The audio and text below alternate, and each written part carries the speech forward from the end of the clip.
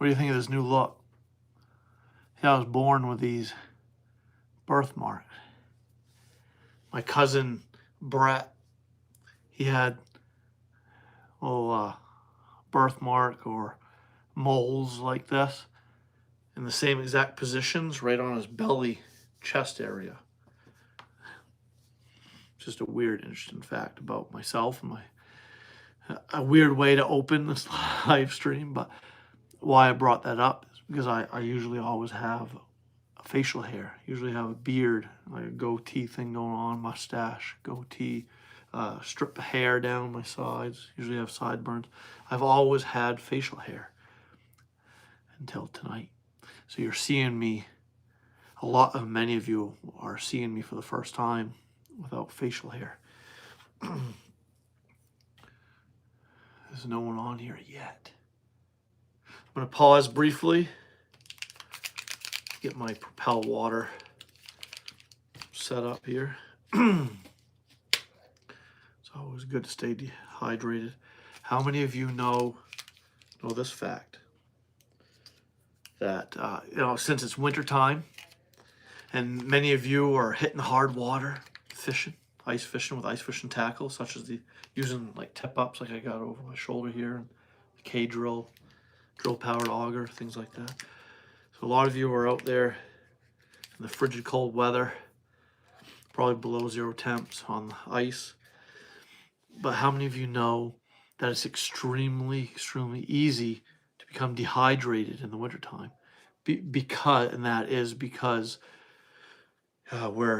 it's just human nature not to drink as much in the wintertime. We're more concerned about staying warm and eating lots of food. Eating produces heat in our body. When we eat, our body, when it's digesting that food, it's producing really important heat.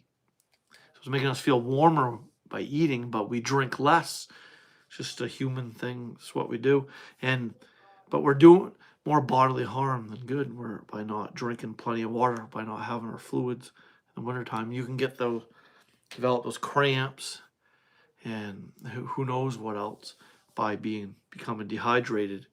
We're out there on the ice fishing all day long, trudging through the snow and ice, walking around. You're doing yourself a lot of harm by not constantly having water nearby and drinking a lot. So it's very, very important to drink plenty of fluids in the wintertime, just as it is in the warmer months of the year. A lot of people haven't ever heard that fact or don't know that a lot of people undergo health complications due to dehydration in the wintertime. A lot of people don't realize that. Yeah, I'm going to shake up my Propel and my water. And look at that, we have a bunch of people joining in. How are you all doing? I don't see the chat going yet. If you're here watching me, listening, getting ready for me to get into the meats and potatoes of this live stream, please say hi. Chat away. I'm going to show you something pretty cool. I had an email come in. For those of you that don't know, I like to share my email, wildmainoutdoors@gmail.com, for everyone to use to send their hunting or fishing success stories to me, to my email, wildmainoutdoors@gmail.com, and send pics. And I give a shout out.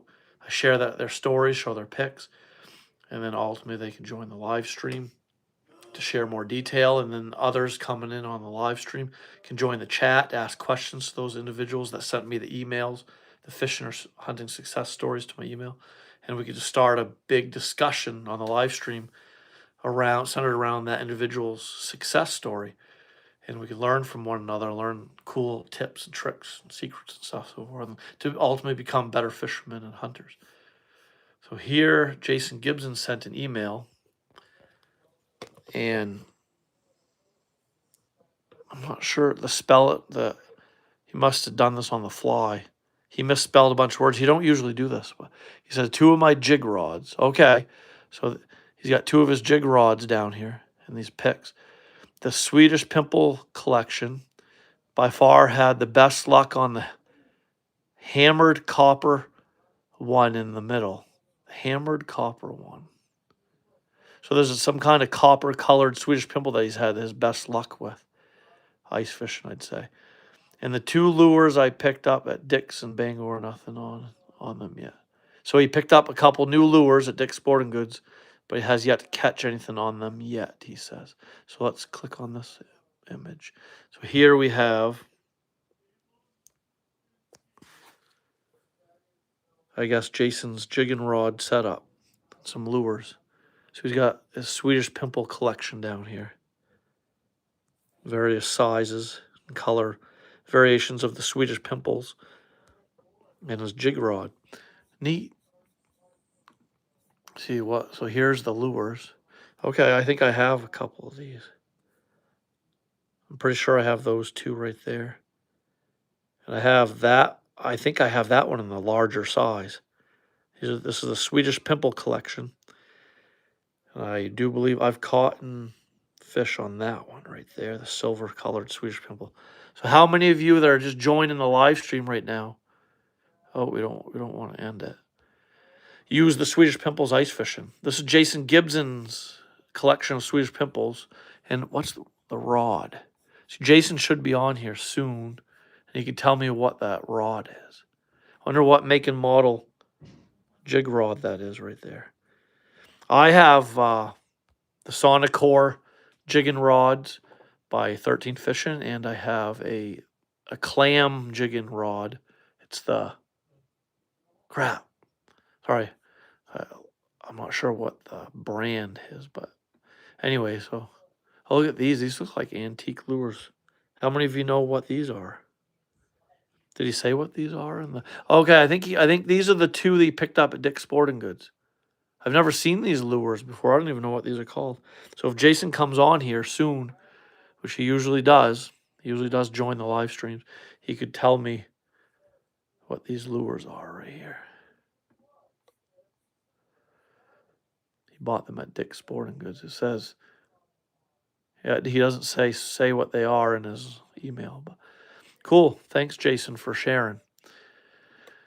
All right. So, how's everybody doing? Let's get this set up here. There were a bunch of people on here just a little while ago. They left. How come the chat isn't going?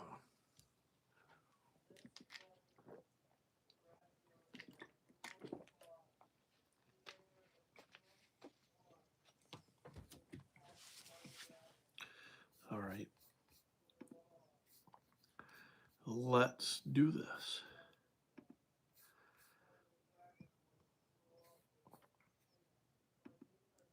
Hello, everybody.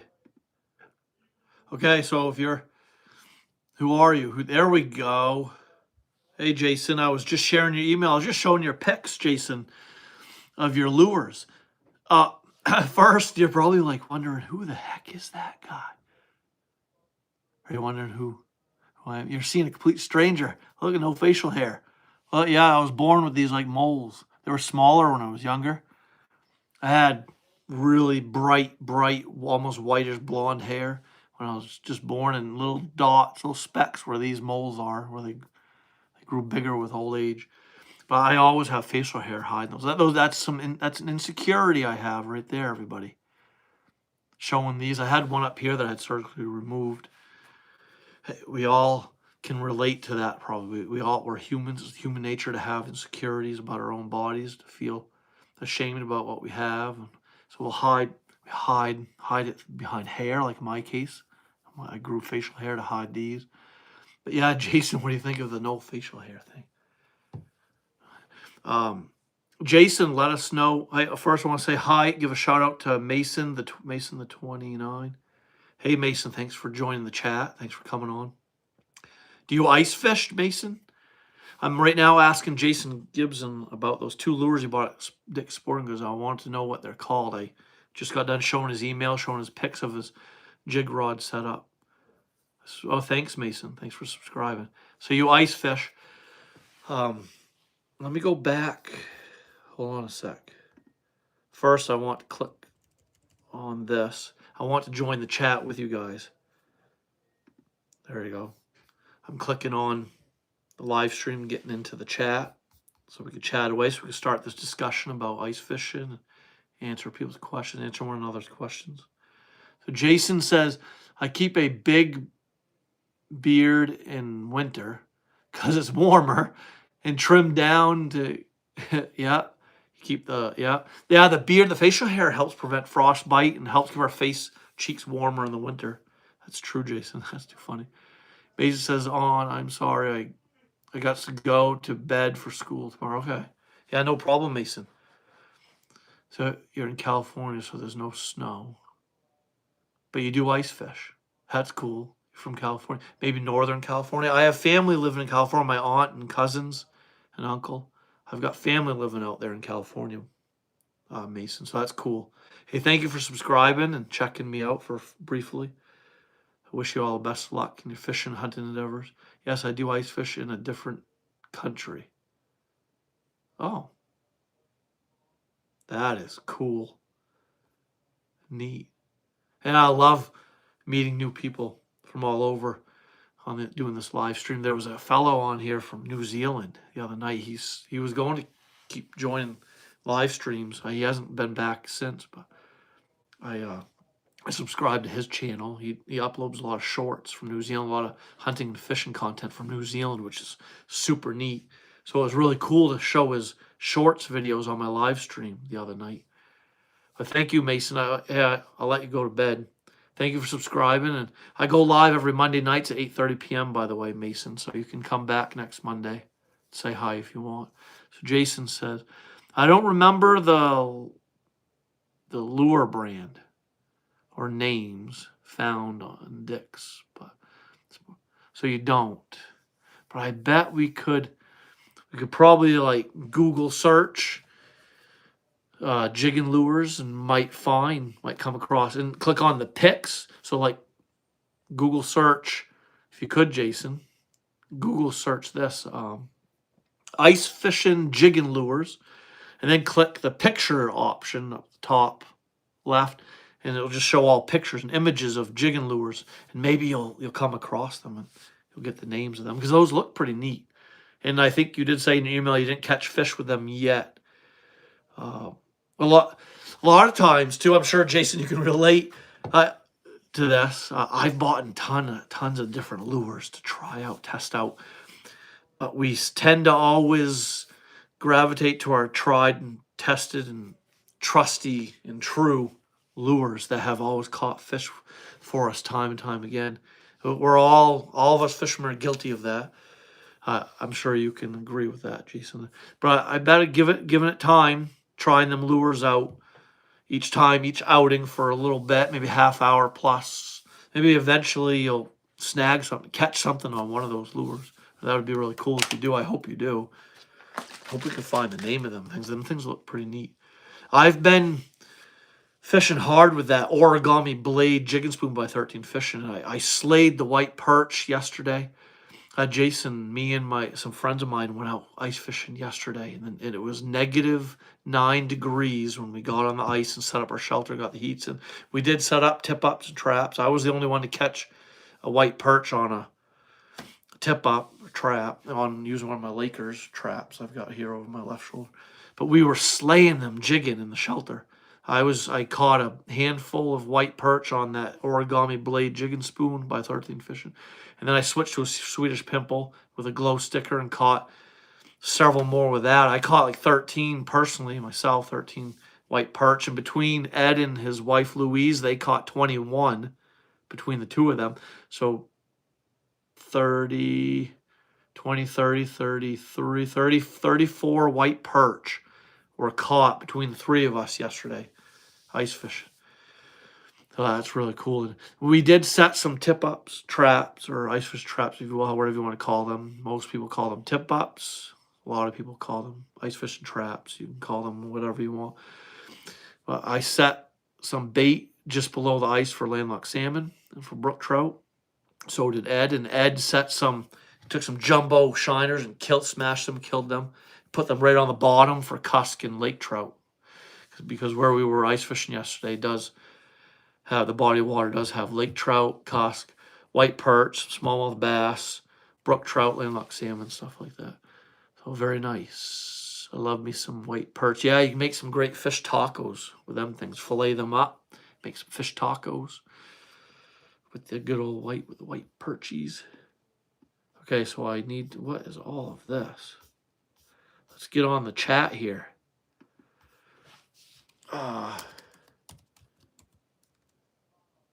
Wait, Mason, are you still there? All right, everybody. So I want to thank again Mason the 29. That's his channel name he's got here. He subscribed. He's a young fellow out of California. He says he ice fishes in a different country. I dare say it's probably up in Canada. If he lives in California and he ice fishes in a different country, he probably goes north to Canada ice fishing. That's really cool. I wanted to pick his brain a little bit more about that, ask more questions. So I asked if he was still on. He did say he was heading to bed so he can go get up early for school tomorrow. But I'm really grateful for him joining the team, joining the Spikes and Gills Monday nights live streams. Who else is on here? Hey, if you're just joining, please say hi. Get right on the chat here. Let us know if you ice fish, if you've been out yet this year, what you've been catching, and what you've been catching those fish with. Get this ball rolling, start the conversation. So here's my email again, everybody, like I share every Monday night, wildmaineoutdoors@gmail.com. So there's the email that you need to use to send your fishing or hunting success stories to, and along with pictures. And that can help lead the discussion on any one of these live streams on Monday nights. If you are one of the ones that are so willing to do so, I'd be grateful for you. If anyone would just send their success stories to my email with some pics, and I'll give a shout out, share your pic, share your story. And obviously I won't disclose your full name out of respect and for safety. I'll just address you by your first name. But if you give full on permission to use your info, to use your full name, your email, YouTube, Facebook, Instagram, whatever, anything like that, I will do so, but by permission from you, of course, first. But out of respect, I'll just use your first name when giving the shout out, showing your pics and such and so forth, and sharing your story.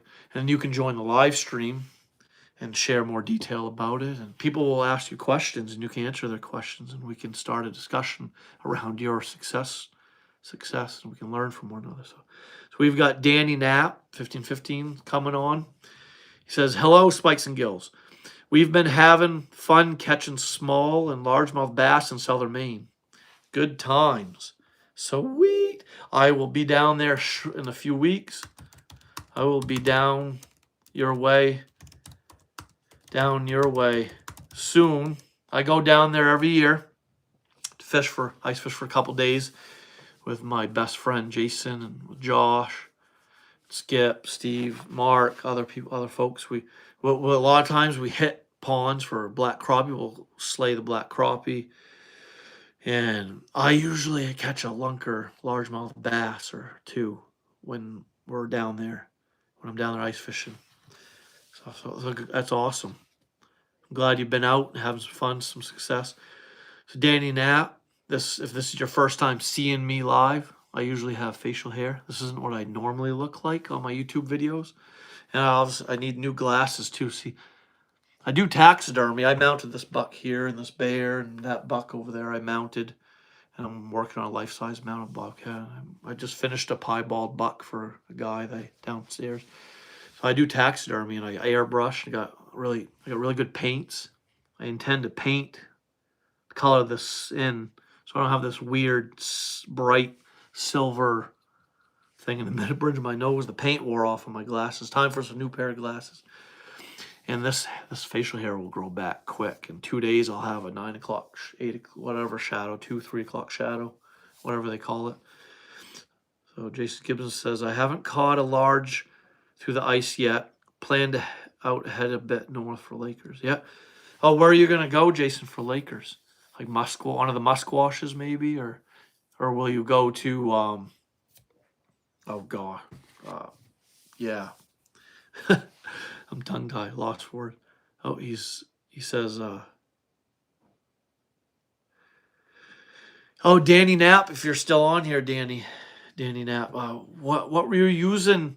If you don't mind me asking, what were you using to ice fish for the bass to catch the largemouth and smallmouth bass? Were you just using tip ups, traps with live bait, or did you happen to catch any of the bass on jig and tackle? I'd love to know, because how many? I may have caught a couple bass jigging with through the ice before, but not that many. Yeah, East Musquash. Yeah, Jason, I caught my first ever lake trout out of East Musquash. Little known fact, little cool fact about myself.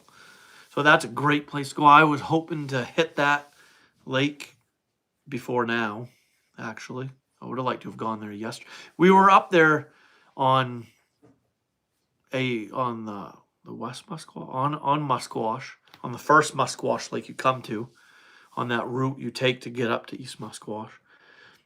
We were on one of the Musquashes. That's where we slayed the white perch yesterday. So we use tip ups with large shiners. Cool, yeah, that will do it, man. I'll catch some lunker bass for sure. Thanks, Danny Knapp. Appreciate that. Have you ever caught bass on jig and tackle though? That's for Danny Knapp. Has anyone ever caught through the ice using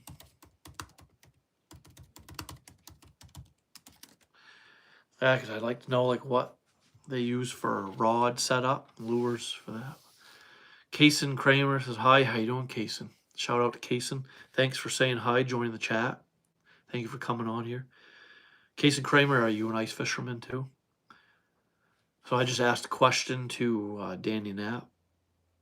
He's been a good, yeah, so he uses tip-ups primarily and large shiners to target like smallmouth, largemouth bass. But I was wondering if Danny Knapp has ever used jig and tackle and maybe using some sort of like Humminbird or Vexilar Garmin type sonar to jig for bass and such and so forth.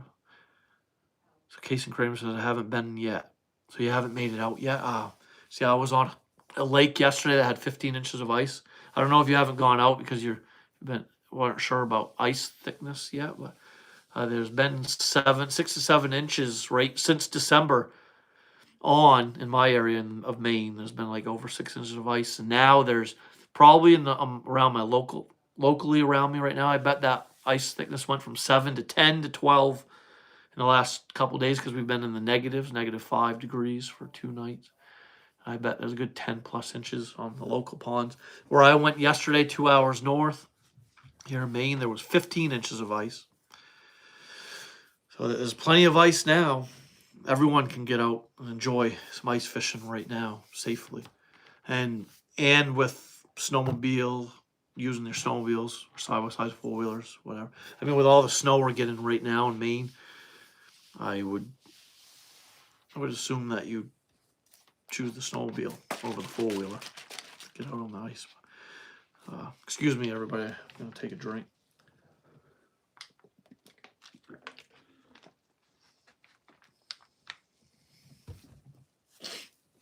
All right. Cool. So, Kaysen Kramer. I don't think I've had you on here live yet, Kaysen. Or, yeah, there's a bunch of guys that were joining the live streams. I go live every Monday nights at 8:30 p.m. For those of you that are new on here that don't know. Yeah, so you can come on YouTube every Monday nights to join the Spikes and Gills hunting or fishing conversation. And if you scroll up in the chat, you'll see I just shared my email, wildmaineoutdoors@gmail.com. Wildmaineoutdoors. I'll put it in here again. So like Kaysen Kramer or Danny Knapp, you can use my email, wildmaineoutdoors@gmail.com, to send your hunting or fishing success stories and pictures along. And I'll give you a shout out, share your story. and we can start a conversation centered around your success story, and we can ask you questions. You can join the chat and conversation to share more details about your story, about your successes. And yeah, this live stream, the whole purpose for me having these live streams every Monday night, everybody, is to build a strong hunting fishing community around my Spice and Gills live stream. Yeah, so we can just learn from one another, have these awesome conversations about ice fishing or deer hunting, bear hunting, turkey hunting, moose hunting, doesn't matter, predator hunting. So not a lot of jigging for us. We seem to get plenty action just with the tip ups. Okay, thank you, Danny Knapp. Appreciate that. So those of you that are listening and watching, I just got done asking Danny Knapp a question about whether or not he uses jigging tackle, jigging lures, jigging rods, and sonars to target his smallmouth, largemouth bass through the hard water. And he answered by saying they primarily just focus on tip-ups, such as this Laker and Polar tip-up I got here. And we're using large shiners for the bass. Cool, that's awesome. Thank you, Danny Knapp. That's great. And Danny Knapp, he's from the southern Maine area. I just got done telling him that I'll be down his way in his neck of the woods in a couple weeks. Sometime in February, I do go down that way to fish a couple different ponds for black crappie and bass and such, so forth, so on. So Jason saying that he'll do 4 traps and always have 1 hole for jigging. That is what I do. That's cool, Jason. Thanks for sharing that. I too always just set up 4 tip ups or ice fishing traps such as these you see over my head here and over my shoulder. And I always have jigging holes, or I'll run and gun with my Garmin Striker 4 sonar set on flasher mode. I'll jig in the shelter, but I'll also, if the weather permitting, I'll go out of the shelter and drill different jigging holes around and run and gun for perch or for trout or whatever is in the body of water that I'm ice fishing. But I love to jig. It's great to have some type of flasher, like a Vexilar or Humminbird or Garmin or whatever brand sonar, so you can like see your lure and you can see if there's fish above or below the lure, and you can see the darker marks indicating denser objects such as fish coming close to your lure. And you can, when watching the flasher, you can always tell when there's fish nearby or around the lure, and you could tell when they're right on top of the lure and they're about ready to hit or strike. And that's a lot of times is when I slow down the upward motion of the lure, I'll just tink the rod tip. So how many of you can relate to this? How many of you that use jig and tackle ice fishing and using some form of flasher, whatever brand flasher or sonar, how many of you do it this way when you see the fish on the screen of the flasher coming near your lure? How many of you stop, slow down, and just lightly bounce the rod tip to keep that lure enticing the fish, keep some motion in that lure? And a lot of times the lures make some form of rattling type sound. If you take a Swedish pimple, or in my case, I've been using the origami blade jigging spoon by 13 Fishing. If you jiggle them in front of you, you'll hear them make some form of noise. Even though they're not a rattling type brand lure, they'll still make some form of noise because of the components, the treble hook that's on it, and the little rings that are on that lure. They'll clank off one another, and they'll make some type of rattling type sound and noise. And that can be an attraction. The flashing of it. If there's glowing stickers on the lures, you want to charge that with a light of from your cell phone. Get them glowing stickers nice and bright. All that will entice and attract the fish. So you don't have to keep jigging up real fast once you see the fish, the marks on the flasher real close by your lure, or when you see the fish mark, when you know it's a fish coming close to the lure, you can just kind of just keep that rod tip in motion. Just keep the rod tip tinking up, like going like that. It'll keep that lure jiggling and making a little bit of noise and flashing in front of the fish. And a lot of times that's when you'll get that bite and the fish will grab your lure. So let's see. Jason says, oh, okay. I thought I just saw a new chat on here. All right. Did I lose everybody? So did everybody get that? How many of you ice fishermen and women that are joining this chat right now, this live stream chat, how many of you use the jigging method for ice fishing? My first 3 outings this year, I ran and gunned for brook trout with using my Garmin sonar, and I was just jigging only. I never set up a tip up, ice fishing tip up, ice fishing trap until yesterday. And I did very well with the brook trout in those first 3 outings. I caught trout each time, just jigging and using the flasher. So let's see. Here, I'll pause briefly to see if anyone else chats. I don't want to miss anyone's message on the chat, especially if they're asking a question or sharing a cool story. Nothing? Nope. All right, time for a drink.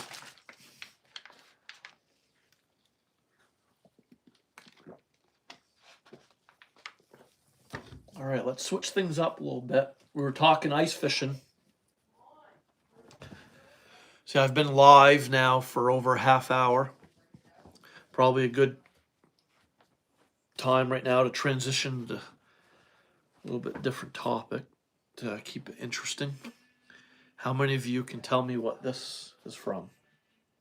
What's this a pelt from? What's this off of? Jason says, every fish I caught jigging has been within a couple feet under the ice. Usually on the pull-up instead of the drop. Huh. Interesting. Jason, have you ever tried going for perch, or black crappie, and bluegill? And obviously in the wintertime, you're going to find them in your deep holes, in your 20 to 30 foot hole deep holes in the warmer, where the water's warmer, because they're warm water species of fish. So, but yes, Jason, bobcat. Yeah, correct answer. Of course, you'd be the winner. Ding, ding, ding, we got a winner. This is actually, wait, is this from, it's not off of him. Okay, so this, he has no head on there, because I did here, I'll show you guys something. So this is a bobcat pelt, the back end bobcat fur from this guy over here, from him. See, I did just a shoulder mount on a rock base of the bobcat. So I think my son's being rude. Bryson!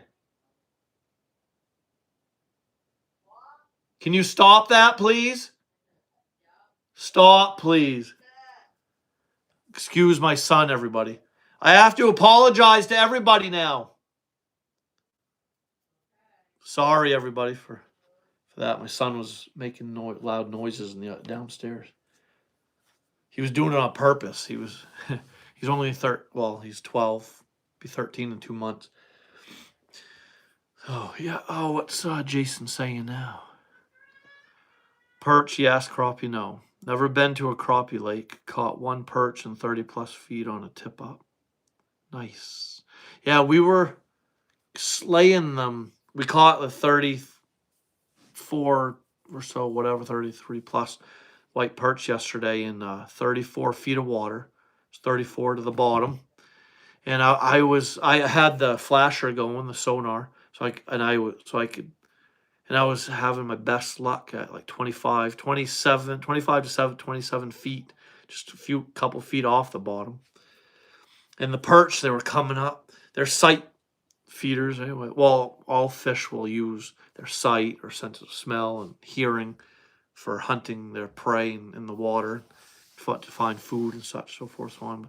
The perch, a lot of times you can entice them and interest them by jiggling the lure in their faces or right in amongst them. And you can, a lot of times, raising the lure up, bringing it up a couple feet above them will just drive them nuts. A lot of times you'll see the mark on the flasher as you'll see it coming fast to your lure as the white perch come right up and strike, which is really cool. It's awesome, and you can see it real time on a flasher, like such as my Garmin Striker 4 flasher. And yeah, I did well doing that. It worked awesome.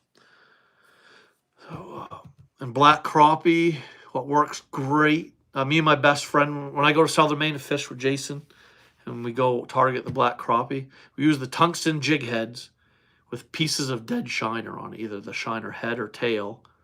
Any shiners that die on us, or when we check our traps and change out bait, or we've got a hit and missed. A lot of times we miss a fish and the bait's been killed, and we'll take that dead bait, the dead shiner, rip it in half, and use the tail end or head end on a tungsten jig head to jig for the black crappie and perch and stuff. And that's a great lure, jig and lure setup in the wintertime for catching crappie, white perch, yellow perch through the ice. All right, let's put the old bobcat pelt away. All right, I've got another one for you guys. All right, for those of you that are still on here, how many of you know what this is? The heck is this from? A little tap hole there. What is it? First of all, and then can you tell me who it's from? What it's from? So what is it, and what is it from? Oh, there's a hole on each side, actually, each end. What the heck is that? And I'm going to tell you that I ate it.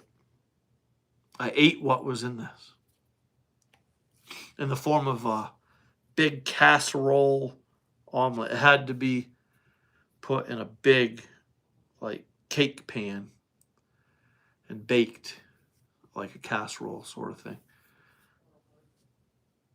Yep. What is it? And no, you can't use it for ice fishing. I think I lost everybody.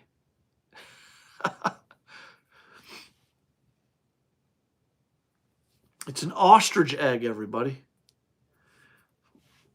Yeah.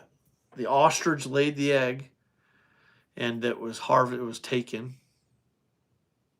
It was tapped on each end to drain the egg out to a bowl to be mixed into an omelet, and then put into a big cake pan and baked in the oven as like an omelet casserole thing. It was a great breakfast. I ate it. Ate an ostrich egg. It's a freaking ostrich egg. I mean, isn't that cool? Obviously, I wanted to keep that as a souvenir because I ate what was in it. And then they're extremely tough. This has fallen off my shelf and never broke. This is rolled off. My cats have knocked it off the shelf. It's 2-3 shelves up. It's never broke. Pretty neat, huh? All right. How many can tell me who this skull is from? What animal did this skull come from?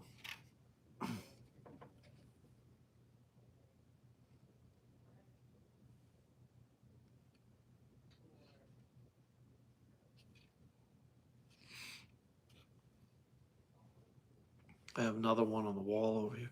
This was a big one. This skull here on the wall was from a big trophy one. This is just an average size one. Yeah, this is a black bear skull from Boo Boo the Bear. It's one of the black bear I harvested. I've got another black bear skull over there, another one, obviously a couple black bear mounts right now. I have one in the tan. I did a full body tan of the black bear I shot this past season. And I'm going to a backpack style mount of that with that black bear soon. It's already tan. I've just got to order the materials that I need for the backpack and order the materials I need to mount the head mount the head. I need the ear liners and the form for the head and the fake teeth and so forth, so on, and the eyes to mount the bear head and do the backpack style mount with my black bear I shot this past black bear hunting season. Yeah, let's see. Should I get back to ice fishing?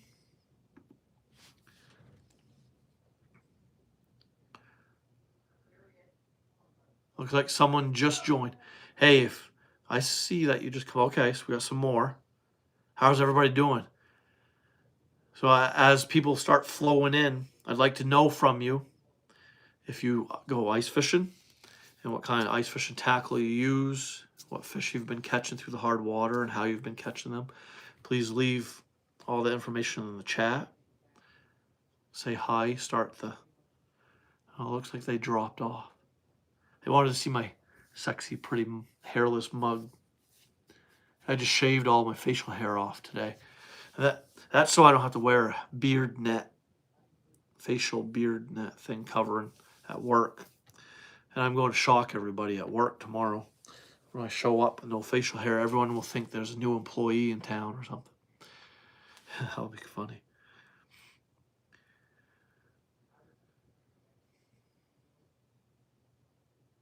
Yep. So Jason, I don't need to keep you much longer.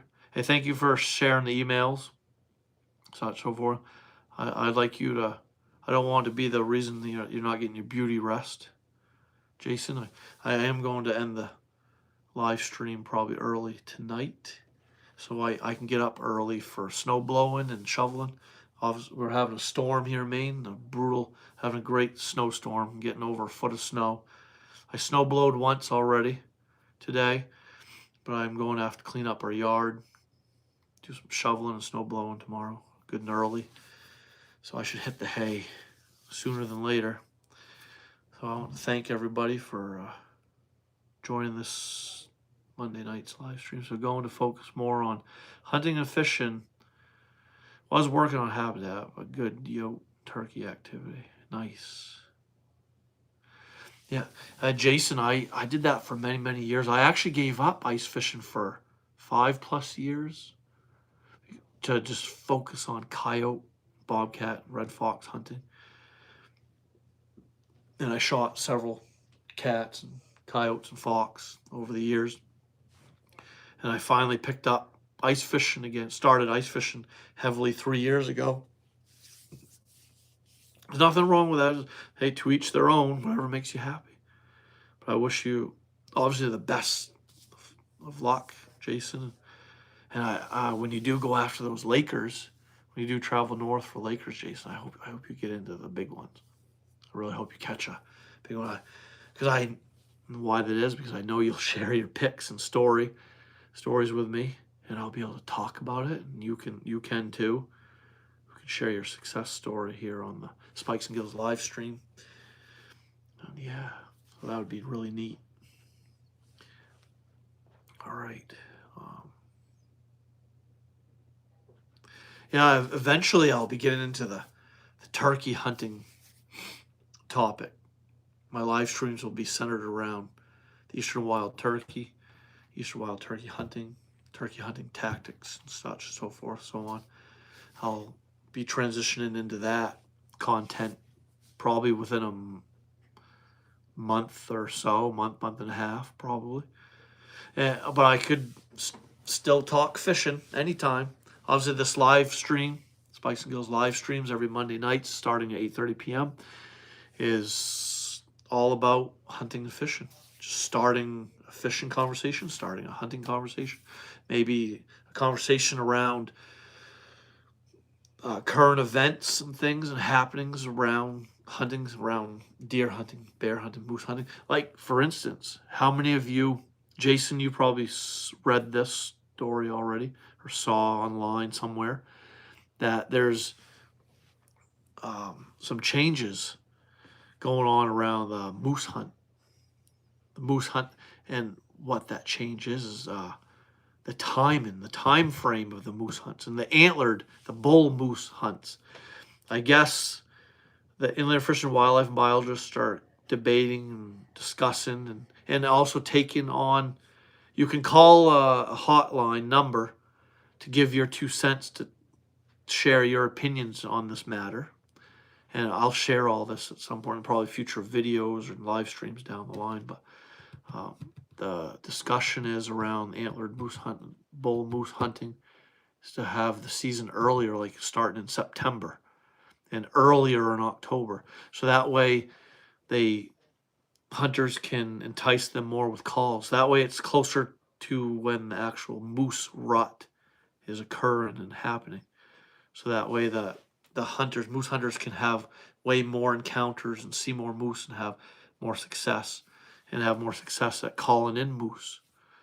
That's a lot of the debate and discussion around changing the moose season, making it a little earlier.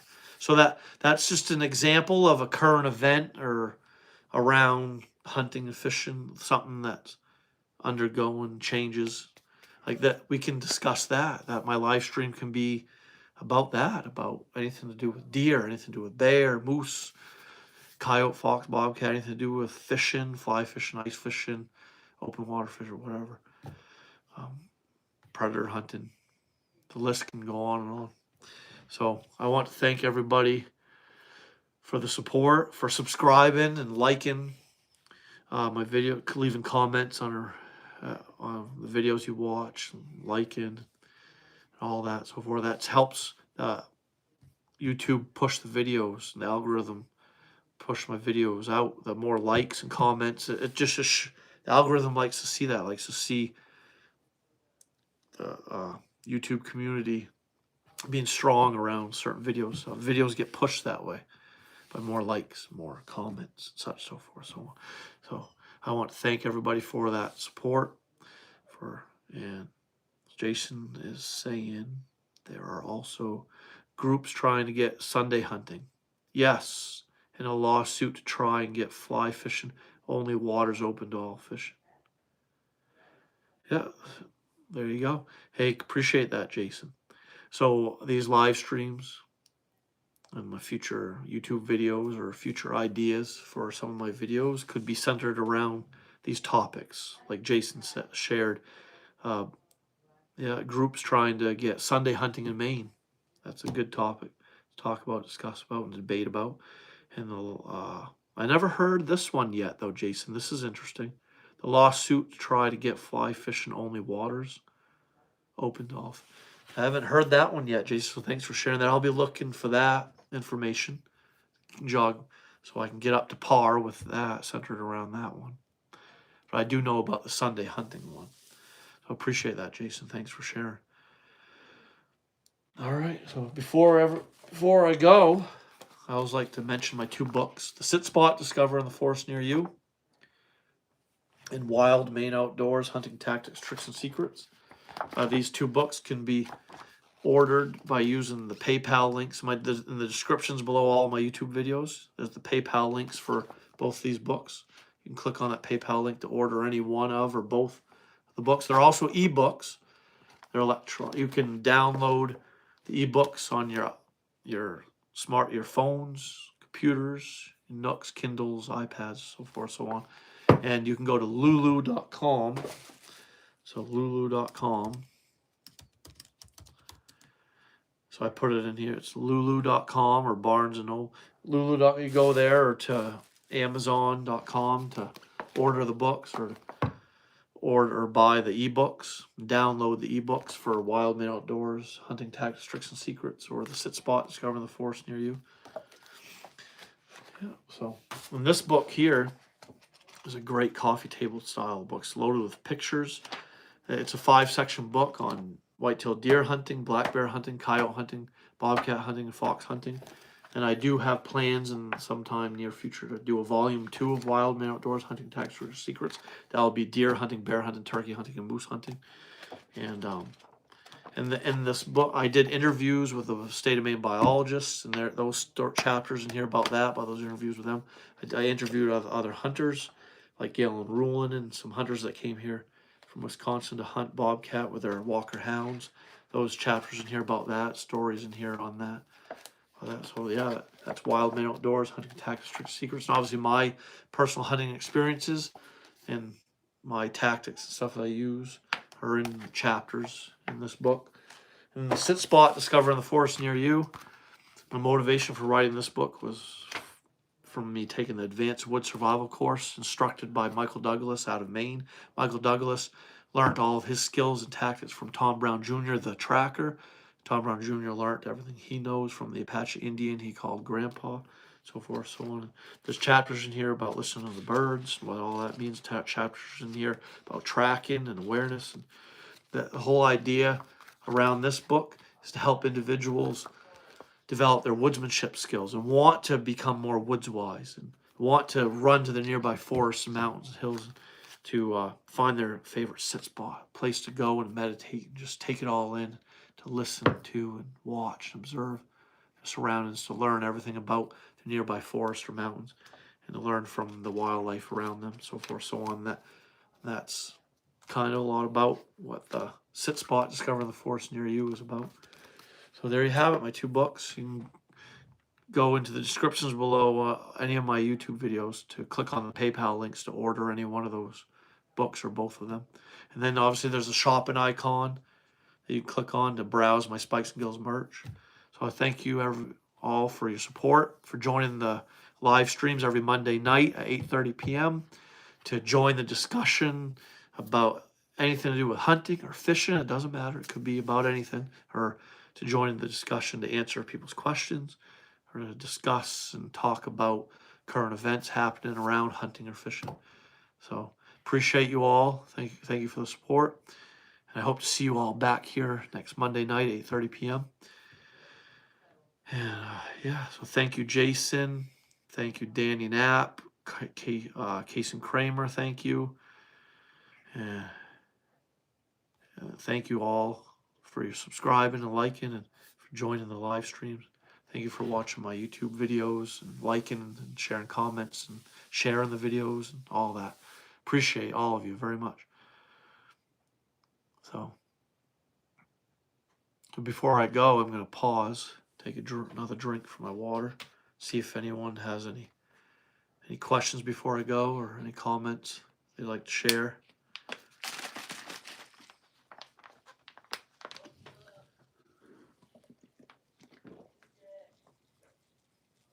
All right, it's gone quiet. So that's a wrap, everybody. So good night until next Monday night at 8:30 p.m. I wish you all the best of luck out there on the hard water. Go catch you a lunker. Get out there ice fishing. I hope you catch lots of fish. Get out there predator hunting, coyote hunting. I hope you shoot a lot of coyote. Yeah, I hope you're doing your scouting for next year's. I hope you're doing shed hunting and scouting, checking new areas out to get ready for the next deer season, so forth, so on. Hopefully you're getting ready and amped up for wild turkey hunting, for the Eastern wild turkey hunt coming in a couple months or so. January, February, March, April, yeah, like 3 months or so, 3.5 months. The turkey season will be starting, so I wish all of you the best of luck in your turkey hunting endeavors, ice fishing endeavors. All right, see you next Monday night, 8:30 p.m., everybody. Have a good night.